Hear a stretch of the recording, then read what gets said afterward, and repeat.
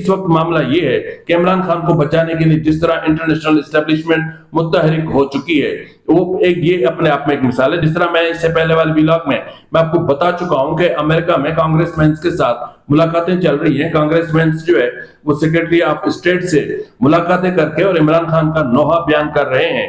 तो उसी तरह उन्हीं में एक जो शख्स शामिल है वो है साबिक सदर पाकिस्तान आरिफ अलवी साहब, जो ये भूल चुका है कि उन्होंने कभी कोई हलफ भी लिया था। तो हलफ तो खैर उनकी सदारत के साथ ही खत्म हो गया, लेकिन वो पाबंद है कि मुल्क के बकार, मुल्क की सलामती, मुल्क की बका के खिलाफ कोई काम न करे, लेकिन वो कर रहा है। जी नाज़रीन, ये एक तस्वीर इस वक्त आपकी स्क्रीन पर मौजूद है।